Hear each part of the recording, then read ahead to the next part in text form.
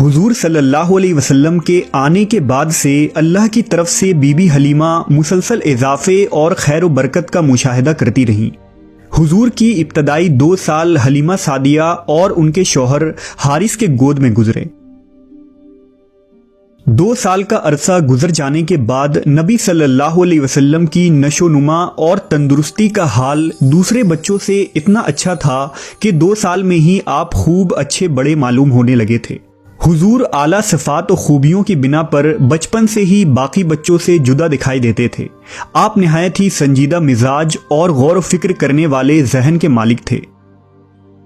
جب حلیمہ سعدیہ کے بیٹے حضور کو اپنے ساتھ جنگل لے جاتے اور بکریاں چرایا کرتے تو واپس آ کر بی بی حلیمہ کو بتاتے کہ اے امی جان، محمد بڑی شان والے ہیں، جس وادی میں جاتے ہیں ہرا بھرا ہو جاتا ہے، دھوپ میں ایک بادل ان پر سایہ کرتا رہتا ہے، ریت پر آپ کے قدم کا نشان نہیں پڑتا، اور جنگل کے جانور محمد کے قدم چومتے ہیں۔ ایک روز آپ صلی اللہ علیہ وسلم کے دودھ شریک بھائی دوڑتے ہوئے حلیمہ سعدیہ کے پاس آئے اور بتایا کہ 2 آدمیوں نے محمد کا پیٹ چاک کر دیا ہے۔ بی بی حلیمہ کے حواس باختہ ہو گئے اور وہ اپنے شوہر کے ساتھ دوڑتی ہوئی وہاں پہنچی تو دیکھا کہ حضور صحیح سلامت کھڑے تھے۔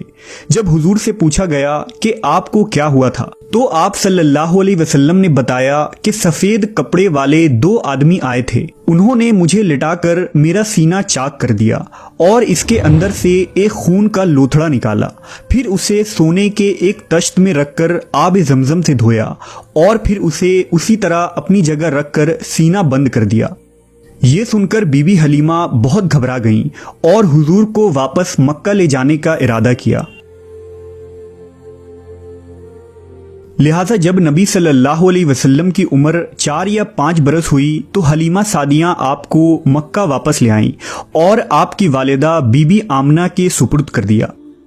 یہاں حضرت ایمن جو آپ کے والد ماجد کی باندی تھی، حضور کی پرورش اور خدمت گزاری میں مصروف رہنے لگی۔ ایمن ہی حضور کو کھانا کھلاتی، کپڑے پہناتی، کپڑے دھوتی اور تمام ضروریات کا خیال رکھا کرتی تھی۔ رسول اللہ صلی اللہ علیہ وسلم ایمن کی محبتوں اور خدمات کو ہمیشہ یاد کیا کرتے تھے اور فرمایا کرتے تھے کہ ایمن ماں کے بعد میری ماں ہے۔ ابھی حضور کو اپنے والد کے سائے سے محرومی کا شعور بھی نہ تھا کہ آپ کی والدہ بی بی آمنہ بھی وفات پا گئیں، لہذا اب آپ کی پرورش کی ذمہ داری آپ کے دادا جناب عبد المطلب نے لے لی۔ جناب عبد المطلب کو اپنے پوتے سے نہایت ہی محبت و الفت تھی۔ عبد المطلب اکثر آپ کو اپنے گود میں بٹھاتے اور فرماتے، اس بچے کا مقام بلند ہے، یہ سید و سالار ہوگا۔ پھر آپ صلی اللہ علیہ وسلم کو آغوش میں لے کر اپنے پاس بٹھاتے اور محبت سے آپ کو چومتے۔